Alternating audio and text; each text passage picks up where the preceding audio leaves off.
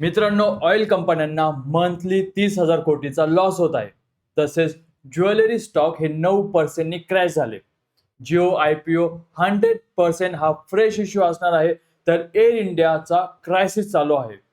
मित्रांनो, अशा amazing news घेऊन मी आज आलेलो आहे. तुमचं स्वागत आहे आजच्या पॉइंटेड चर्चामध्ये. चला तर मग विदाउट वेस्टिंग एनी टाइम सुरू करूया आजच्या बिझनेस न्यूज. तर मित्रांनो, सर्वात पहिली आणि बिग न्यूज आहे, ऑइल कंपन्यांना प्रत्येक महिन्याला 30,000 कोटीचा लॉस होत आहे. मित्रांनो, ही एक धक्कादायक बातमी आहे. Indian oil corporation, Bharat petroleum आणि हिंदुस्तान पेट्रोलियम या तिघी सरकारी ऑइल मार्केटिंग कंपन्या दर महिन्याला तब्बल 30,000 कोटीचा अंडर रिकव्हरी म्हणजे तोटा सहन करत आहे.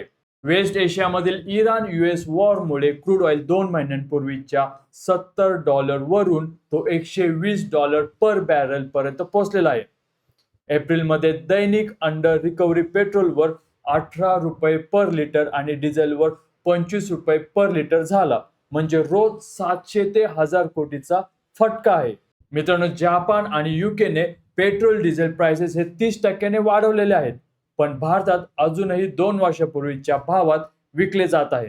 सरकारने एक्साइज ड्युटी कमी केली नसती तर हा तोटा 62,500 कोटीवर पोहोचला असता. तर मित्रांनो, नेक्स्ट न्यूज आहे, ज्वेलरी स्टॉक हे 9% कोसळलेले आहेत. PM मोदी यांच्या रविवारच्या हैदराबाद येथील भाषणानंतर सोमवारी 12 मेला इंडियन ज्वेलरी स्टॉक मध्ये भयानक सेलिंग झाली. मित्रांनो, टायटन कंपनी आणि कल्याण ज्वेलर्स यांनी सोमवारी आणि मंगळवारी दोन्ही दिवशी सेलिंग दाखवलेली आहे. तसेच Senco gold, PNG, sky gold यांनी सुद्धा सेलिंग अनुभवलेली आहे. मित्रांनो, नरेंद्र मोदी यांनी 1 वर्षासाठी गोल्ड परचेस हे टाळायला सांगितलेलं आहे, कारण गोल्ड इम्पोर्ट्स फॉरेक्स रिझर्व्हवर प्रेशर टाकत आहेत. वेडिंग सीझन पुढच्या 6 महिन्यात येत आहे आणि त्या डिमांडवर आता थेट परिणाम होणार आहे. तर मित्रांनो, नेक्स्ट न्यूज मध्ये आता आपण समजून घेऊया बॉट टोल रोड प्रोजेक्टसाठी होणारे सर्वात मोठे बदल.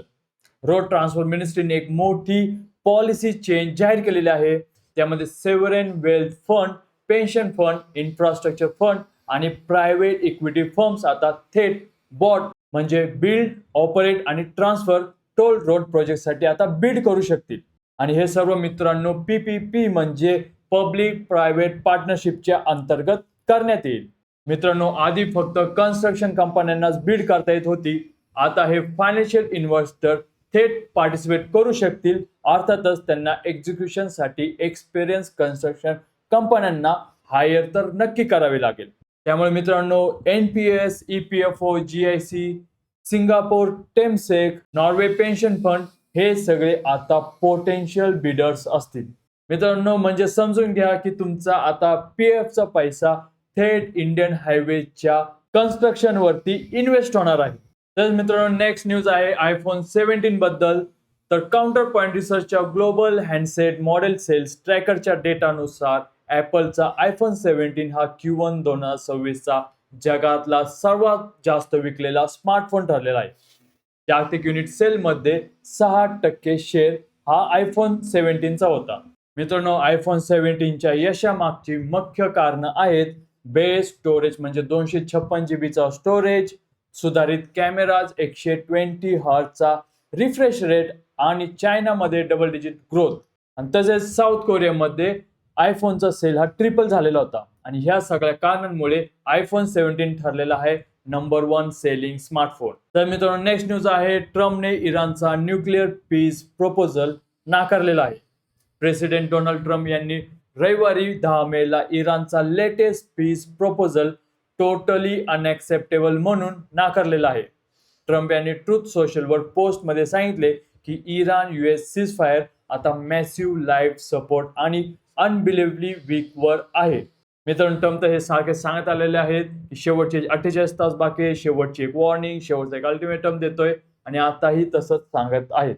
तर मित्रांनो, US ची मागणी आहे की इराणने पूर्णपणे न्यूक्लिअर प्रोग्राम बंद करायचा आहे आणि इराण फक्त शॉर्ट टर्म साठी सस्पेन्शनसाठी तयार आहे. तर मित्रांनो, जिओ IPO बद्दल आता नेक्स्ट न्यूज आहे. रिलायन्स इंडस्ट्रीजने आपल्या जिओ प्लॅटफॉर्म IPOच्या स्ट्रक्चरमध्ये एक मोठा बदल जाहीर केलेला आहे. आता हा IPO पूर्णपणे फ्रेश इश्यू असणार आहे आणि त्यामध्ये अजिबात ऑफर फॉर सेल नसणार आहे. 25,000 कोटीचा हा फ्रेश इश्यू असेल आणि सर्व रक्कम रिलायन्स जिओ कंपनीच्या डेट रिपेमेंटसाठी आणि बिझनेस नीडसाठी वापरला जाईल. एकाही एक्झिस्टिंग शेअर होल्डरला यातले पैसे भेटणार नाहीयेत. मित्रांनो, जिओचे एक्झिस्टिंग शेअर होल्डर्स हे Google, Meta, Saudi PIF, KKR, Silver Lake, General Atlantic यांनी हायर प्राइसिंगसाठी पुश केलेले होते. पण डिसएग्रीमेंटमुळे OFS आता रूट बंद झालेला आहे. तर मित्रांनो, नेक्स्ट न्यूज आहे इंडियन एव्हिएशनच्या धमाक्याबद्दल. तर इंडियन एव्हिएशनमध्ये एक ऐतिहासिक मोमेंट आलेला आहे. इंडिगो, एअर इंडिया, अकासा एअर यांनी गिफ्ट सिटी म्हणजे Gujarat international financial tech city मार्फत 200 पेक्षा जास्त एअरक्राफ्ट लीज करण्याची कमिटमेंट दिलेली आहे. आणि यामुळे मित्रांनो, भारत, आयर्लंड, सिंगापूर सारख्या एअरक्राफ्ट लिझिंग हब्सला डायरेक्ट कॉम्पिटिशन देणार आहे. तर मित्रांनो, नेक्स्ट न्यूज आहे व्हॅसलिन आणि सनसिल्क बद्दल. तर मित्रांनो, हिंदुस्तान युनिलिव्हर लिमिटेडने एक ऐतिहासिक अनाउन्समेंट केलेली आहे. कंपनीचे 2 नवीन ब्रँड्स व्हॅसलिन आणि सनसिल्क फायनान्शियल इयर 26 मध्ये 1,000 कोटीचा अॅन्युअल टर्नओव्हर माइलस्टोन पार केलेले आहेत. आता HUL कडे 1,000 कोटीपेक्षा जास्त टर्नओव्हरचे एकूण 20 ब्रँड झालेले आहेत. HULच्या Q4 FY26 रिझल्टमध्ये ओव्हरऑल सेल्स हा 7 ते 8% जास्त झालेला आहे. तसेच पॅट हा 20% ने वाढून 2,994 कोटी वर पोहोचलेला आहे. तर मित्रांनो, नेक्स्ट न्यूज आहे अनिल अंबानी बद्दल. तर 7 मे 2026 ला दिल्ली हायकोर्टमध्ये एक धक्कादायक डिफेमेशन सूट फाईल झालेला आहे. अनिल अंबानी यांनी अदानी बॅकेट NDTV विरुद्ध तक्रार केलेली आहे. अनिल अंबानी यांनी गंभीर आरोप केलेला आहे की अदानी ग्रुपला त्यांच्या सगळ्या कंपन्या टेक ओव्हर करायच्या आहेत आणि NDTVने गेल्या काही महिन्यांमध्ये 72.L आर्टिकल त्यांच्या विरोधात छापलेले सुद्धा आहेत. दिल्ली हायकोर्टने NDTV आणि IANS ला नोटीस इश्यू केलेली आहे. पुढची सुनावणी ही जुलै महिन्यामध्ये होणार आहे. IANS आधी अनिल अंबानीकडे होती. 2 वर्षापूर्वी गौतम अडानीला त्यांनी ती विकलेली आहे. तर मित्रांनो, इंडियाच्या 2 सर्वात मोठ्या बिझनेस फॅमिलीज मधला हा थेट सामना आता हाय स्टेक ड्रामा ठरणार आहे. तर मित्रांनो, नेक्स्ट न्यूज आहे आदिलाबाद डिस्ट्रिक्ट कोर्टने एक मोठा निकाल दिलेला आहे. आदिलाबाद डिस्ट्रिक्ट कोर्टने मित्रांनो एक लँडमार्क निकाल दिलेला आहे. फ्लिपकार्ट इंटरनेट प्रायव्हेट लिमिटेड आणि कन्सल्टिंग रूम्स प्रायव्हेट लिमिटेड यांना डिफिशियन्सी इन सर्व्हिस आणि अनफेअर ट्रेड प्रॅक्टिस साठी जबाबदार ठरवलेले आहे. तर मित्रांनो, नक्की केस काय होती? तर एका कन्झ्युमरने क्युबोचा एक एअर प्युरिफायर ऑर्डर केला होता, पण त्याला क्युबो Q500 मॉडेल मिळाला, जो की खालच्या व्हेरियंटचा होता. आणि यामध्ये कोर्टाने सांगितले की फ्लिपकार्टचा शिपमेंट, इनव्हॉइसिंग, पॅकेजिंग मध्ये हा ऍक्टिव्ह रोल आहे. त्यामुळे फ्लिपकार्टला कस्टमरला रिफंड हा द्यावाच लागेल. तर मित्रांनो, एकंदरीत आता हा एक बुकमार्क ठरणार आहे बाकीच्या Amazon, मिशो, मिंत्रा यासारख्या वेबसाईटसाठी की कस्टमरला फसवलं तर तुमच्या विरुद्ध ऍक्शन नक्की होईल. तर मित्रांनो, नेक्स्ट न्यूज आहे अर्बन कंपनी बद्दल. तर रिसेंटली लिस्टेड अर्बन कंपनीचा शेअर हा 11% कोसळलेला आहे. कारण मित्रांनो, यांचे Q4 FY26 चे नंबर्स हे शॉकिंग होते. त्यांचा कॉन्सोलिडेटेड नेट लॉस हा 161.2 कोटींपर्यंत वाढलेला आहे, जो की मागच्या वर्षी मित्रांनो तो फक्त 2.8 कोटी होता, म्हणजे जवळजवळ 56 पटीने जास्त. आणि याचं कारण मित्रांनो स्पष्ट आहे. कंपनीचा new quick home service vertical Insta help हे पैसे लिटरली जाळत आहे.